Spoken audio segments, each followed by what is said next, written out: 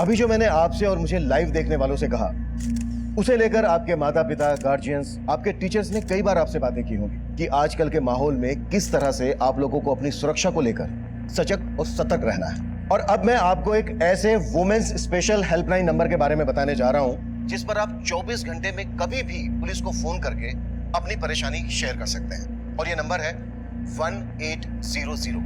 ये एक toll free number है जो आज 16 जुलाई 2017 ठीक 11 बजे से एक्टिव हो चुका है।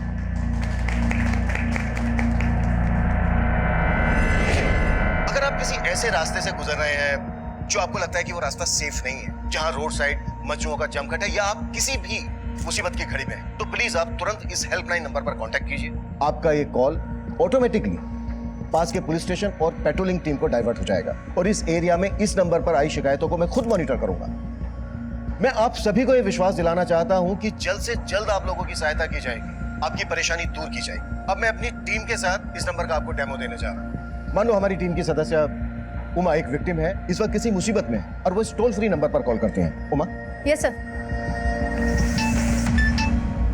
उमा, मिस्ड कॉल नहीं करना है, पूरा कॉल करना है। लेकिन सर मैंने तो अभी कॉल किया ही नहीं आपको। शायद जो कोई हमें लाइव देख रहे होंगे उन्होंने कॉल किया होगा। टेस्ट कॉल, मैं कॉल बैक करता हूं।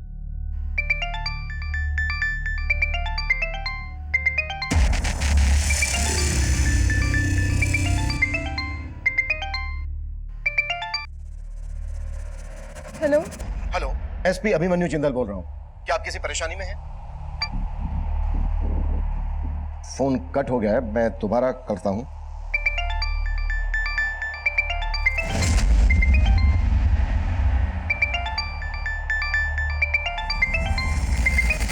हेलो, आप कुछ बोल क्यों नहीं रही हैं?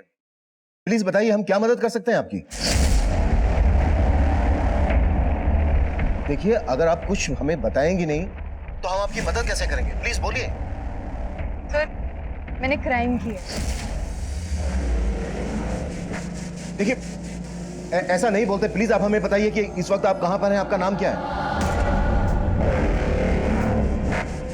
सर, ये लड़की इस हेल्पलाइन पर कॉल करके आत्महत्या करने की बाट कर रही है। अब आप क्या करेंगे? देखिए, पहले हमें ये चेक करना होगा कि इस लड़की ने ऐसा क्यों बोला। प्लीज सर, पर ये हेल्पलाइन बनाई गई थी। Please no question please. Sir उस लड़की ने अपना मोबाइल फोन स्विच ऑफ कर दिया। उसके इस नंबर को सर्विलेंस पर रखो और पता करो कि आखिरी वक्त किस एरिया में एक्टिव था और किसके नाम पर रजिस्टर्ड है। Right sir.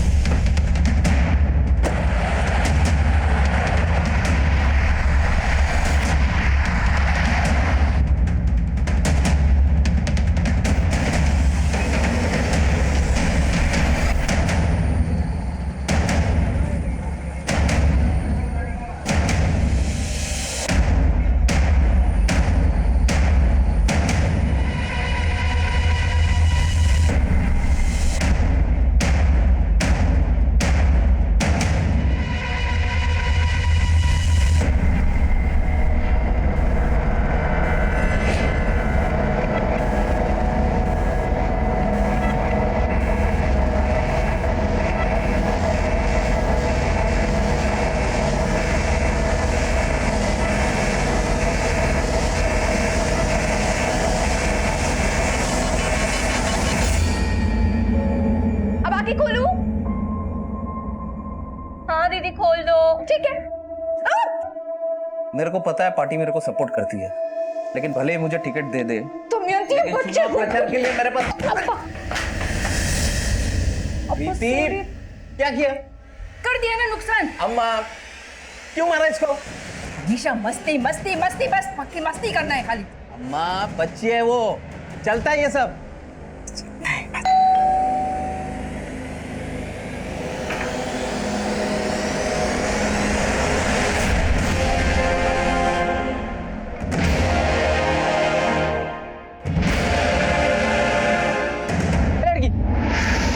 क्या कर रही है?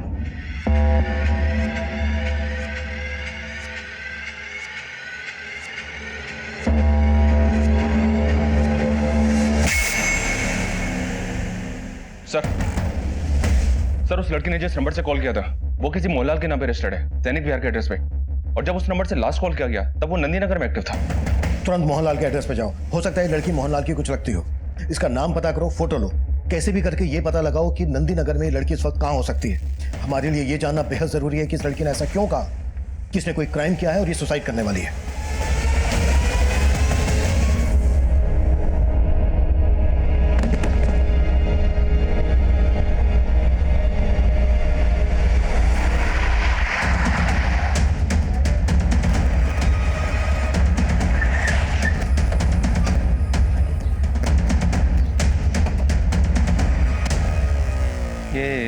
ये मोहनलाल का घर है? हाँ सर, यही है। तो इनके घर में कौन कौन रहता है? सर, इनका पूरा फैमिली चेन्नई रहता है। कोई नंबर वगैरह है आपके पास? हाँ सर, है। दीजिए प्लीज।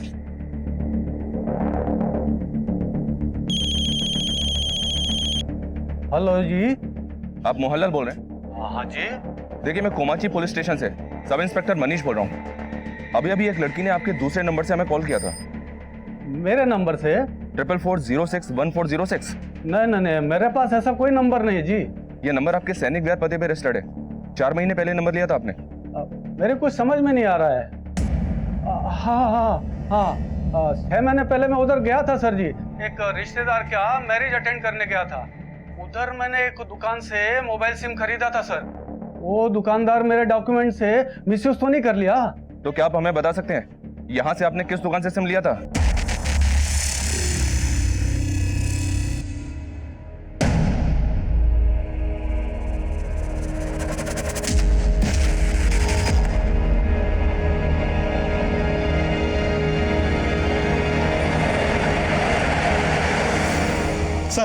सर, उस लड़की का नंबर अभी अभी नया नगर में ऑन हुआ है। नया नगर में?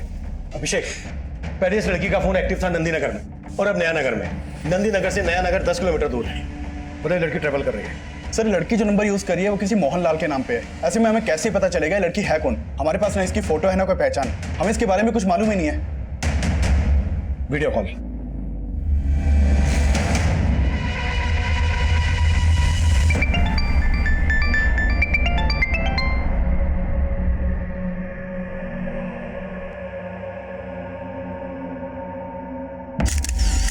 हेलो बेटा, मैं अभिमन्यु जिंदल। पहले आपकी मेरे से ही बात हुई थी। देखो बेटा, मैं समझ सकता हूँ आप किसी वजह से गिल्ट में हो।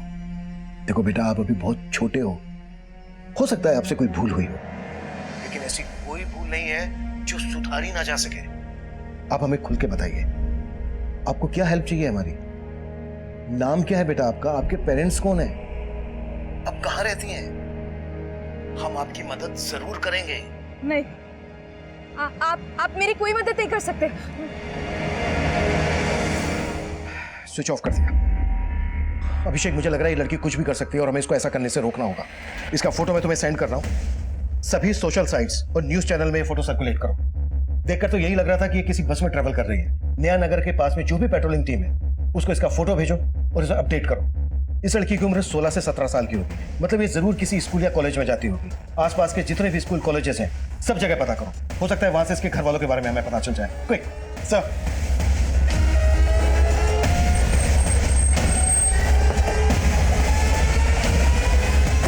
सर, इतने टाइम पहले किसने कौन से नंबर का सिम खरीदा ये मुझे कैसे पता होगा सर? और इस मोहनलाल को तो मैं ठीक से जानता तक नहीं।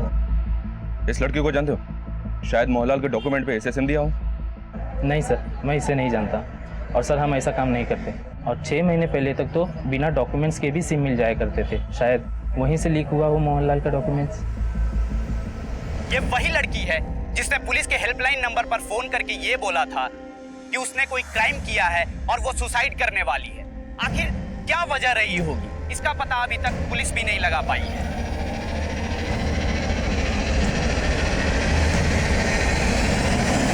हम एक सिंगल मिनट वेस्ट नहीं कर सकते, तुरंत पता करो। मूव। Yes sir. अभिषेक, नया नगर पोस्ट की क्या अपडेट है? सर, वहाँ चेकिंग चालू है। हाँ मनीष। सर, मैंने मोहनलाल के पड़ोसियों और उस दुकान वाले से इंक्वायरी की। लगता नहीं मोहनलाल उस लड़की को जानता होगा। पर हमें ये पता तो करना होगा कि जो लड़की ये बोल रही है कि उसने कोई क्राइम किया है, आखिर उसके पास मोहनलाल नाम के किसी आदमी का सिम कार्ड पहुंचा कैसे? और ये पता करने के साथ साथ हमें उस लड़की तक पहुंचने के लिए भी फोकस करना है और ये भी जानना है कि आखिर उसके दिमाग में चल क्या रहा है। मनीष, अभिषेक, वो लड़की नंदी नगर में थी। नंदी नगर से उसने नया नगर की तरफ मूव किया।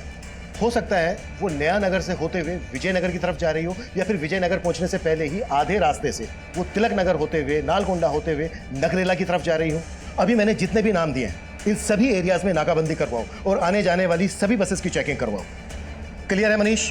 Okay sir. ओके अभिषेक। क्या सर? मैं कमी सर? सर अभी एक लेडी का फोन आया था, उसका कहना है कि वो उस लड़के के बारे में जानती है। मैंने उसको थाने बुलवा लिया है।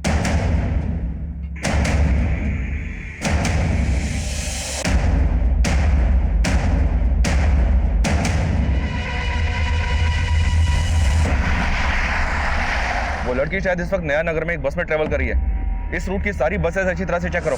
ओवर।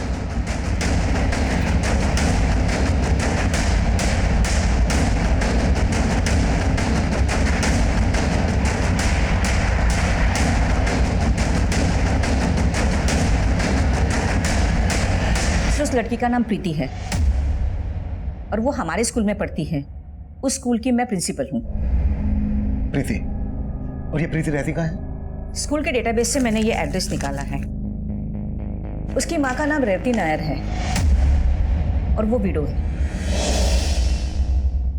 प्रीति के फादर नहीं है? जी सर। अभिषेक, मनीष को ये एड्रेस सेंड करो और उससे कहो कि प्रीति की फैमिली से तुरंत जाके मिले। सर।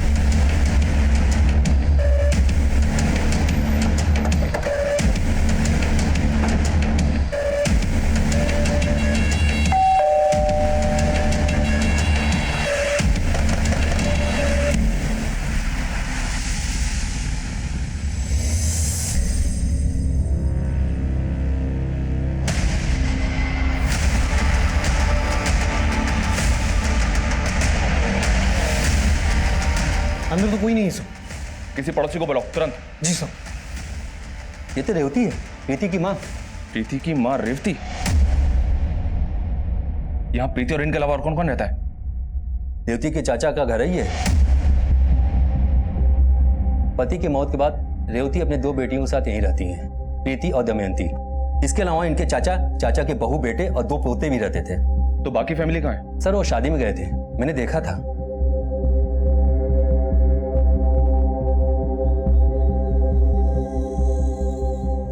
लेकिन रेवती, प्रीति और दमयंती यहीं थे। दमयंती? पर यहाँ तो रेवती की लाश है, तो फिर दमयंती कहाँ है? सर मालूम नहीं। आपने या आप में से किसी ने भी यहाँ किसी को आते जाते देखा? किसी तरह के झगड़े की कोई आवाज सुनी? आपने भी नहीं सुनी? नहीं सर, मैंने भी नहीं सुना। व्हाट? प्रीति की मदर का मर्डर? और सर चौंकाने वाली बात तो यह है कि प्रीति की छोटी बहन दमयंती भी गायब है। प्रीति की छोटी बहन दमयंती? जी हाँ सर, मैंने पड़ोसियों से प्रीति के नाना का नंबर लेकर उनसे बात भी की, पर उन्हें भी इस बारे में कुछ पता नहीं है। अगर उन्हें कुछ मालूम नहीं है तो फिर ये चक्कर क्या है?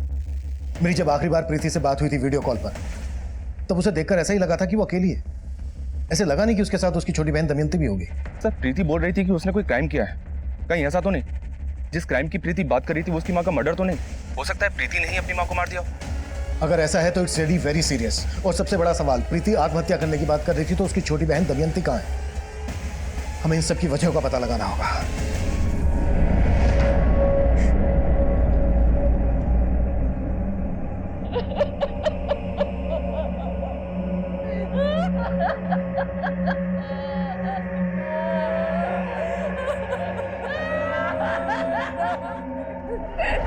तूने जान लिए मेरे बेटे की, तेरा साया भी नहीं पड़ने दूंगी इस पे। नहीं तो निकल मेरे घर से।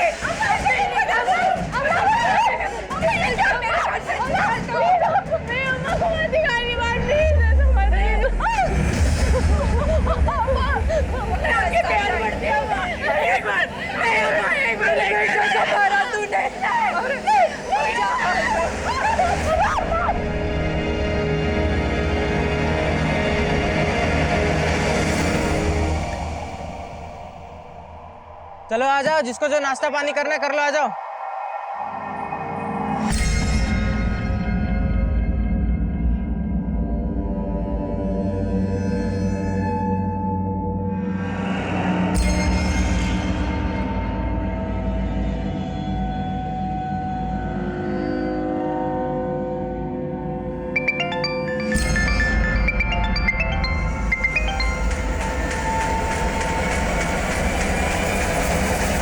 सर प्रीति का उसके फैमिली के साथ क्या इशू है इस बारे में मुझे कोई आइडिया नहीं है, मगर हाँ प्रीति हमारे स्कूल की ब्रिलियंट स्टूडेंट है।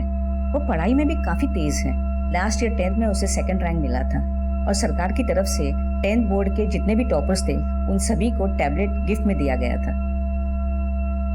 माना प्रीति पढ़ाई में अच्छी है, पर कभी आपने प्रीति में ऐसा कुछ नोटिस किया जो आपको अजीब लगा हो? सर प्रीति काफी रिजर्व रहने वाली लड़की थी, लेकिन एक बार उसने स्कूल में एक लड़की के साथ मारपीट की और वो काफी वॉयलेंट हो गई। छोड़ो छोड़ो छोड़ो छोड़ो छोड़ो प्रीति, क्या कर रही हो तुम? क्यों मारे हो ज्योत्सना को? सर प्रीति एक अच्छी स्टूडेंट थी, इसीलिए उसके बिहाफ में हमने ज्योत्सना के पेरेंट को कन्विंस किया कि उसके खिलाफ कोई भी एक्शन ना ले। इससे उसका फ्यूचर स्पॉइल हो सकता था। फिर प्रीति ने माफी मांग ली और सब सेटल हो गया।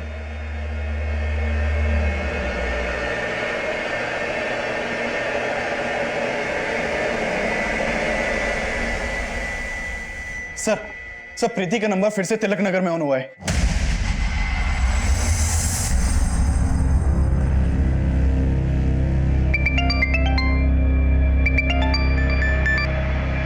कट कर दिया। प्रीति, हमें मालूम चल गया है तुमने क्या किया है। तुम डरो मत, हमारे पास आओ, हम तुम्हारी मदद करना चाहते हैं।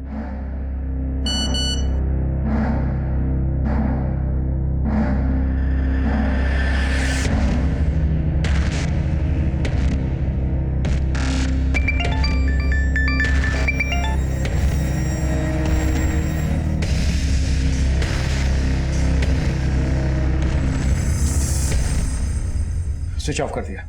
प्रीति बोल रही है कि सुसाइड करने वाली है, लेकिन इसका बार बार फोन ऑन करना ऑफ करना समझ में नहीं आ रहा है कि इसके दिमाग में चल क्या रहा है। सर प्रीति ने बोला कि वो सुसाइड करने वाली है। कहीं ऐसा तो नहीं कि ये सब बातें करके वो लोगों की सिंपैथी गेन करना चाहती हो, जबकि ये साफ है कि प्रीति की माँ का मर्डर हुआ है। सर इस सुसाइड की बात करके कहीं प्रीति खुद को बचाने का रास्ता तो नहीं खोज रही है?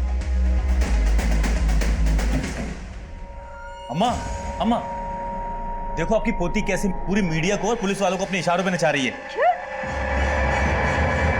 और अम्मा पुलिस को आपकी बहू की लाश भी मिल गई है। लाश?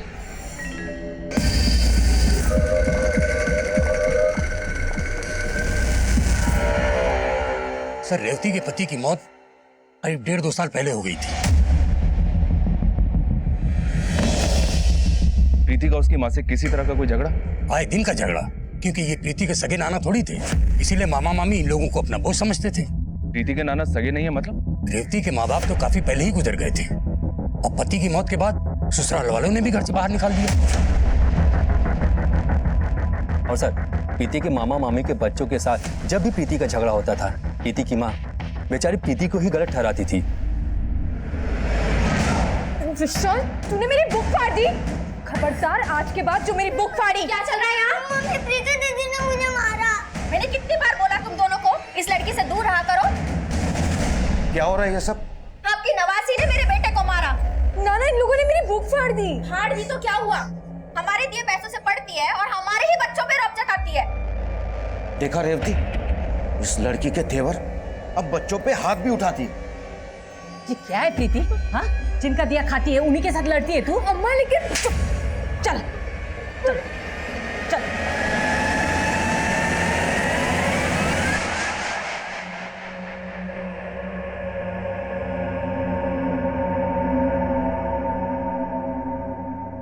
पुलिस ने इस लड़की की पहचान कर ली है। इसका नाम प्रीति है। अगर आपको कहीं भी ये लड़की दिखाई दे तो तुरंत पुलिस के नीचे दिए गए नंबर्स पर संपर्क करें।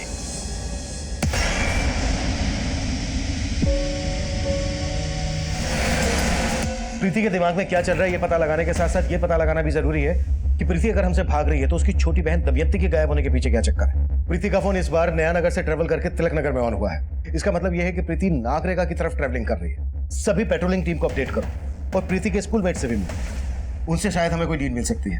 प्रीति के सभी दोस्तों को बोलो कि लगातार वो प्रीति को कांटेक्ट करते रहें और अगर किसी की भी प्रीति से बात होती है तो वो कैसे भी करके प्रीति को वापस बुलाने के लिए कन्विंस करें, कैसे भी करके। सर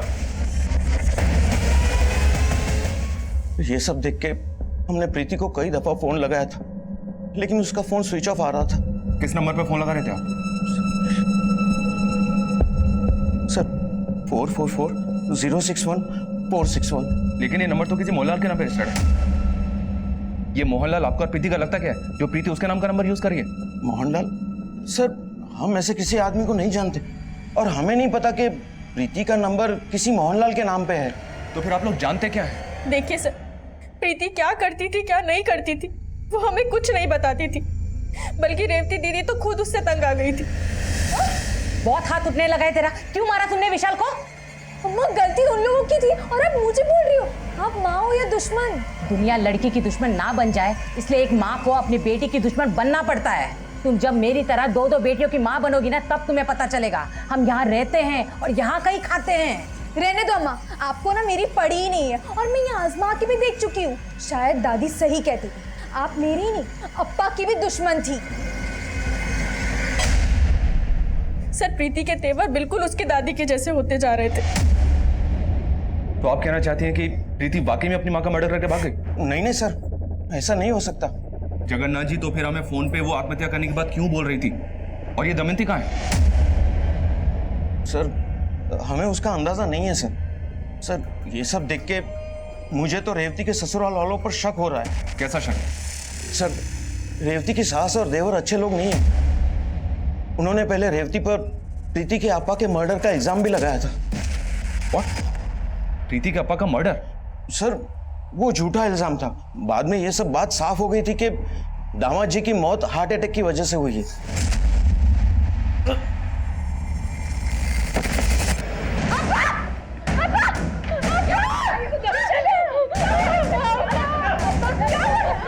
सर ये सब उनकी चाल थी। ये सब करके वो रेवती और उनकी बेटियों का जायदाद पे से हक मारना चाहते थे। चाचा, दर्शन जी के अम्मा ने हमें घर से बाहर निकाल दिया। हमारे अम्मा और अब्बा के बाद आपके सिवा इस दुनिया में कोई नहीं है हमारा। मेरी बेटी को और हमको यहाँ रहने दो। मैं आपके सामने हाथ जोड़ती हूँ। ऐसा मत बोलो रेवती, मैं हूं ना तुम्हारा चाचा और ये घर भी तुम्हारा है। सर रेवती को उसके ससुराल वालों से कोई हिस्सा नहीं मिला।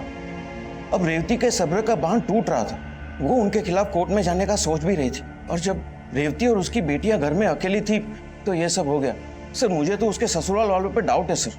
अगर ऐसा है तो प्रीति किस वजह से सुसाइड करने का बोल रही है?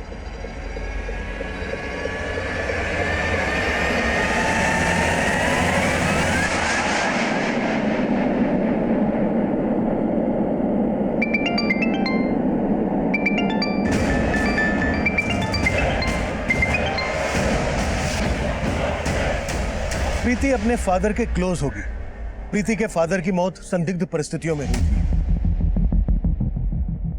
तब हम यह मानकर चल रहे थे कि अगर प्रीति की दादी प्रीति की मां पर प्रीति के फादर दर्शन की मौत का आरोप लगा रही थी तो हो सकता है यह बात काफी पहले उसके दिलो दिमाग में घर कर गई हो और रेवती का मर्डर प्रीति के फादर दर्शन की मौत का बदला हो। लेकिन इस थ्योरी पे सबसे बड़ा प्रश्न चिन्ह यह था कि प्रीति की छोटी बहन दमयंती कहां गायब थी।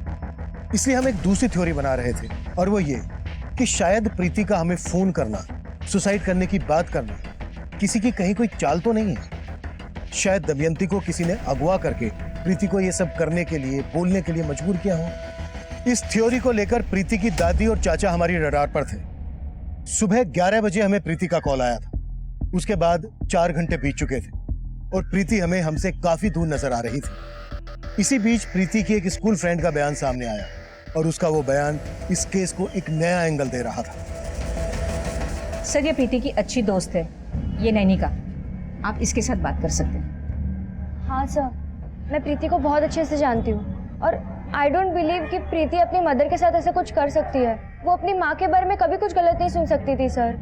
और एक बार तो ज्योत्सना ने भी उसकी माँ के बारे में उसे कुछ कहा था तो प्रीति ने उसे बहुत बुरी तरह मारा था सर। इतनी बार अगर मेरी अम्मा के बारे में कुछ उल्टा सीधा बोला ना तो देख मैं तेरे साथ क्या करती हूँ। अच्छा, ज्योत्सना के अलावा प्रीति का किसी और से कोई इशू या प्रीति का कोई बॉयफ्रेंड वगैरह? नहीं सर, प्रीति का कोई बॉयफ्रेंड वगैरह नहीं था। लेकिन एक बात है सर जो मैं आपको बताना चाहती हूँ। कैसी बात?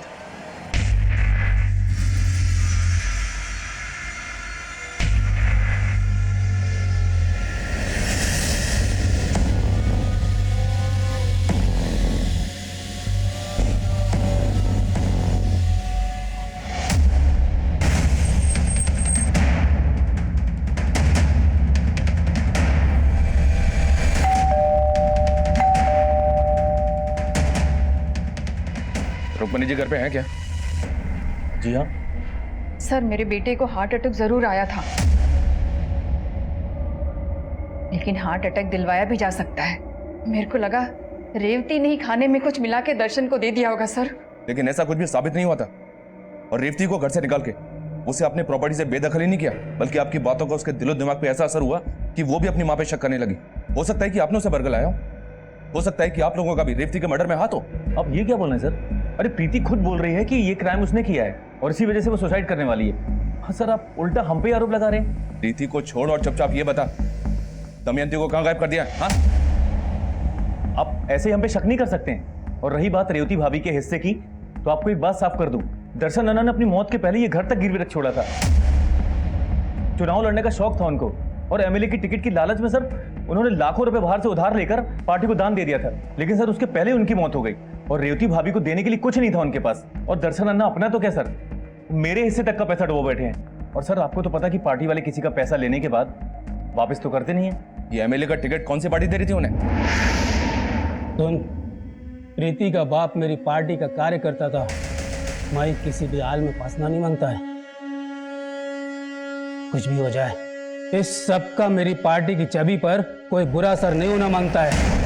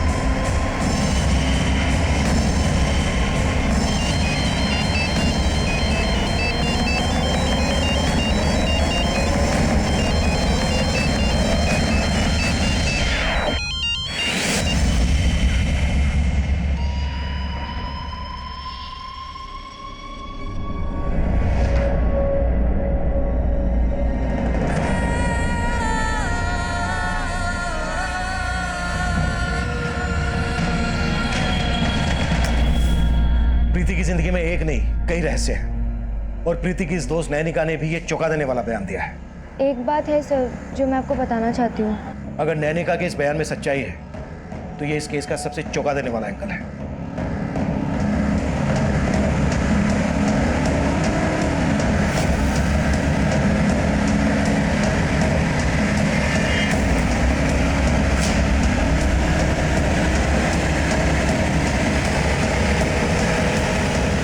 सुनो, ये इस लड़की को देखा है? हाँ सर, ये लड़की हमारे साथ बस में थी। अब कहाँ है वो?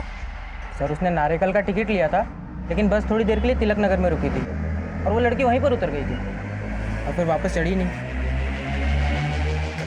सारा तिलक नगर छान मारो, हमारे पास टाइम बहुत कम है। क्विक।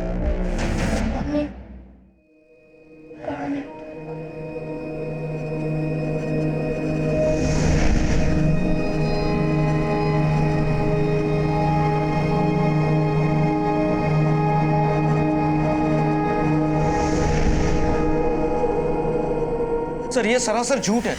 भला मैं अपनी नवाजी के साथ ऐसा क्यों करूंगा? लेकिन उसकी दोस्त नैनिका ने तो हमें यही बताया। सब प्रीति ने मुझे खुद बताया था कि उसके नाना उसे काफी टाइम से मोलेस्ट कर रहे हैं। सर वो लड़की झूठ बोल रही है। और आप सच बोल रहे हैं, इस बात की क्या गारंटी है? देखिए जगन्नाथ जी, अभी भी कह रहा हूं, जो सच है वो बोलिए। आपकी बेटी का मर्डर किसने किया? दमयंती और प्रीति कहाँ है, बताइए। सर मैंने ऐसा कुछ नहीं किया जैसा उस लड़की ने आपको बताया है। हाँ सर, आप पप्पा पे ऐसे ही इल्जाम नहीं लगा सकते। सच तो ये है कि रेवती दीदी खुद प्रीति के चरित्र पर शक करती थी। बोल, कौन था वो लड़का? अम्मा बेवजह मुझ पे शक कर रही हो, मैं नहीं जानती उस लड़के को। लेकिन मैं तुमको अच्छी तरह से जानती हूँ। क्या चल रहा है तेरा उस लड़के के साथ? बोलना। कुछ नहीं चल रहा है। आपको मुझ पे ट्रस्ट नहीं है क्या? देख, मुझे घुमाने की कोशिश मत कर तू। मैंने देखा वो लड़का और तुम एक दूसरे को कैसे देख रहे थे। अगर ऐसा ही चलता रहा तो आईपीएस बनने का सपना कैसा पूरा करेगी तू अपने अप्पा का? हाँ, बोलना। सर आप प्रीति की दोस्त पर भरोसा मत कीजिए। नैनिका ने वही कहा होगा जो प्रीति ने उसे बोला होगा। सर प्रीति नादानी में आकर हम सबसे बदला लेने के लिए सब कर रही है। भले ही अप्पा ने प्रीति को बचाने के लिए बोला हो कि उसने अपनी माँ को नहीं मारा, लेकिन सर प्रीति ऐसा कर सकती है और सर प्रीति को ही पता होगा कि दमयंती कहाँ है। हाँ अभिषेक सर, मैंने प्रीति के उस नंबर के कॉल रिकॉर्ड चेक किए जो मोहनलाल के नाम पर रजिस्टर्ड है। सर उस नंबर के कॉल रिकॉर्ड में मोहनलाल के नाम पर रजिस्टर्ड एक दूसरा नंबर भी मिला है। मोहनलाल का दूसरा नंबर? हाँ सर ये नंबर प्रीति के साथ लगातार ट्रैवल कर रहा था। हो सकता है कि प्रीति के साथ कोई हो जो मोहनलाल के नाम पर रजिस्टर्ड इस नंबर को इस्तेमाल कर रहा हो। मोहनलाल का ये दूसरा नंबर ऑन है अभी? सर ये नंबर इस वक्त तिलक नगर के ज्ञानेश्वर कॉलोनी में एक्टिव है। इस नंबर को सर्विलेंस पे रखो और ज्ञानेश्वर कॉलोनी की पेट्रोलिंग टीम को अपडेट करो, शायद प्रीति हमें वहीं मिल जाए।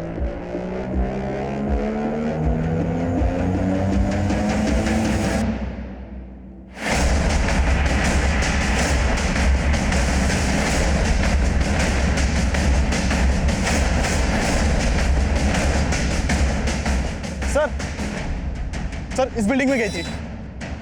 विशाल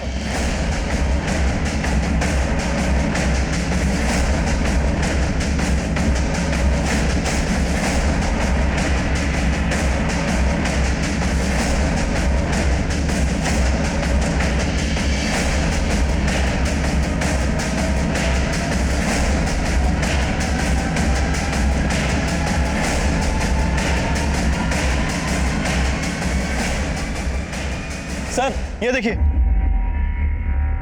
सर, ब्रोकन टाइम मिला है, हो सकता है प्रीति का हो। इसको ऑन करने की कोशिश करो सर। हाँ मनीष। सर मैंने प्रीति के कजिन मोहन से इंक्वायरी की तो उसने बताया कि प्रीति अपने पास एक दूसरा मोबाइल भी रखती थी और इसके बारे में घर में किसी को कुछ नहीं पता था।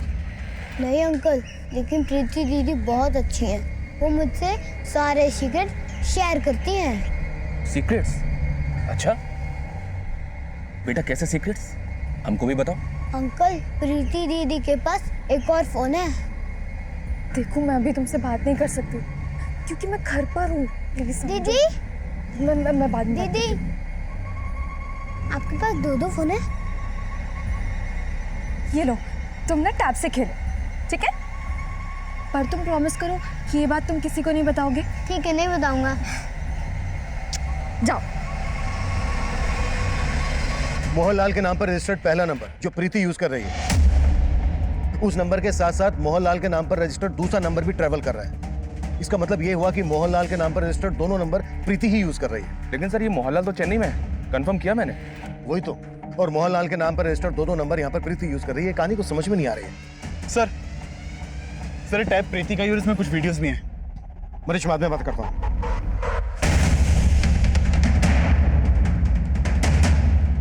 अब तक जो हम इस केस की थ्योरी मानकर चल रहे थे, उसके अलावा भी इस केस में कई एंगल हैं। Excuse me sir. Hello. Okay sir, Mohanlal का जो दूसरा नंबर है वो अभी अमरेली में एक्टिव हुआ है। Move, come fast, move. देखो दमयंती को कुछ मत करो, मैं आ रही हूँ।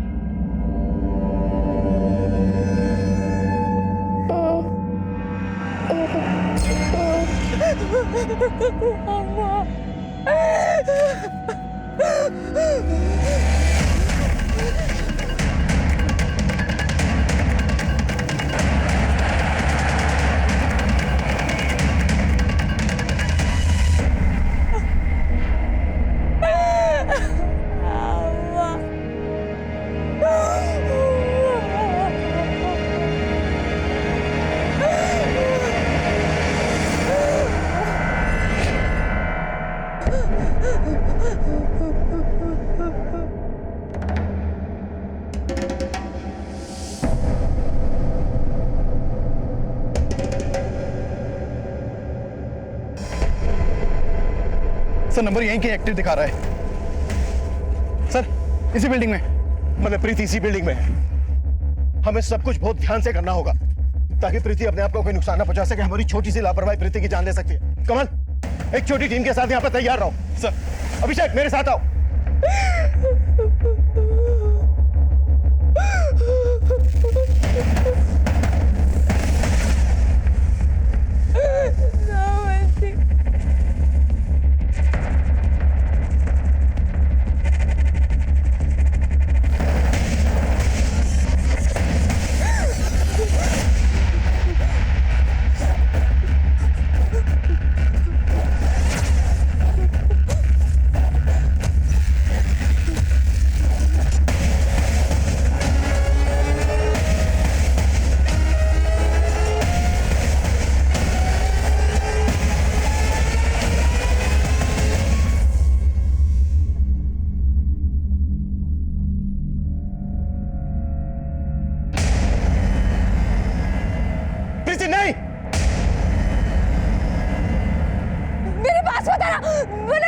होगी। ओके बेटा, हम आपके पास नहीं आ रहे, लेकिन बेटा ये कदम ठीक नहीं है।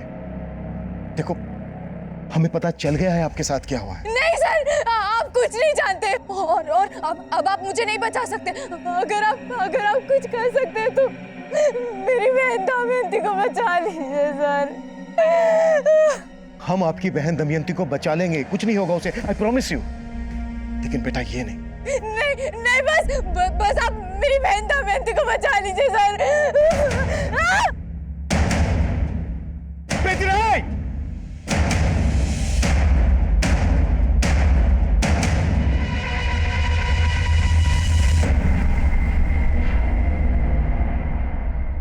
सर मैं झूठ नहीं बोल रही हूँ। बस नैनिका, हमें पता चल गया है कि प्रीति के दूसरे नंबर पर तुम लगातार प्रीति के टच में थी। तेरा क्या हुआ तेरी बहन भुगतेगी प्रीति। अगर तू 20 मिनट में वेयर हाउस नहीं पहुंची, तेरी माँ की तरह दमयंती भी मारी जाएगी। मैंने जो कुछ भी किया है वो सब श्रीनिवास के कहने पर किया है सर। ये श्रीनिवास कौन है?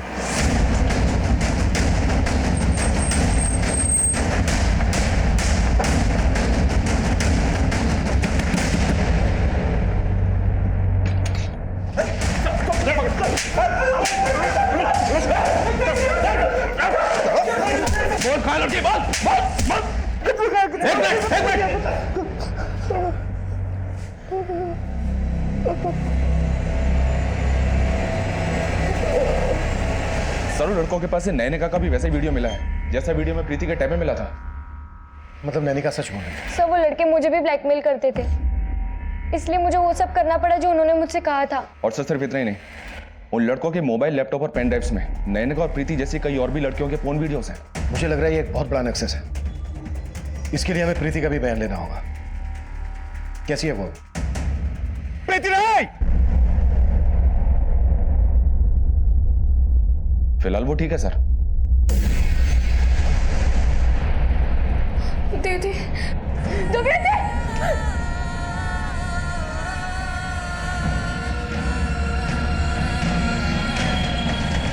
जब मैं स्कूल में फर्स्ट आई थी तब मुझे टैब प्राइज में मिला था। तब मुझे उसे यूज तक करना नहीं आता था। नैनिका ने मुझे सिम अरेंज करके दिया और फिर उसने मुझे फ्रेंड्स बुक के बारे में बताया। और फिर एक दिन मुझे श्रीनिवास ने फ्रेंड रिक्वेस्ट भेजी।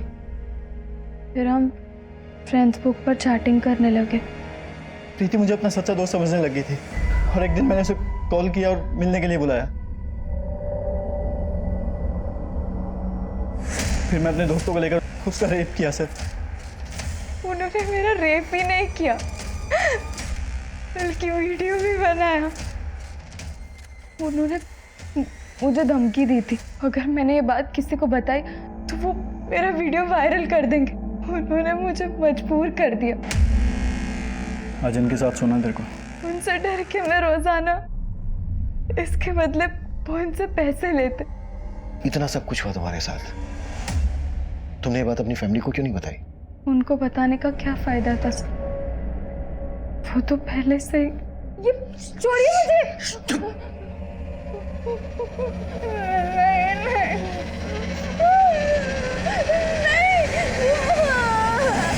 इतना सब जानने के बाद भी माँ ने मेरा भरोसा नहीं किया।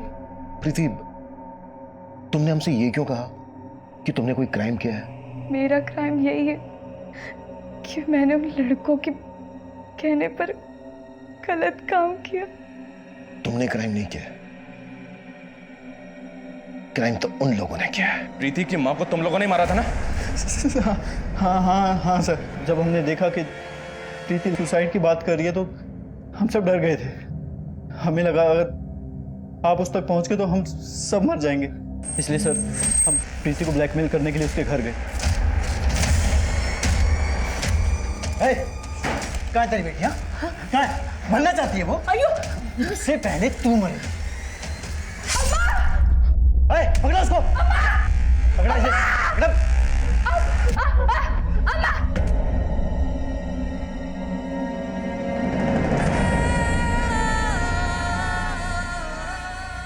आजकल के माहौल में ये जरूरी है कि हम अपनी बच्चियों को ऐसे लोगों के जाल में फंसने से बचाएं। हमारे कहने का मतलब ये बिल्कुल नहीं है कि हम अपने बच्चों की जिंदगी में जरूरत से ज्यादा इंटरफेयर करें, लेकिन हमारा ये फर्ज बनता है कि हम अपने बच्चों को सही और गलत इंसान की पहचान करवाएं। प्रीति, नैनिका या इनके पेरेंट्स पहले ही हमारे पास आए होते तो इन अपराधियों का हौसला इतना नहीं बढ़ा होता। इस केस का ये दयनीय असर आज भी कोमाची में बरकरार है। ये गंभीर मुद्दा है, इस पर हम सबको एक बार सोचना चाहिए। अब मैं अभिमन्यु जिंदल आप लोगों से विदा लेता हूं। आपसे फिर मुलाकात होगी एक नए केस के साथ। देखते रहिए क्राइम पेट्रोल 10 तक। मकसद बताना नहीं, बचाना है।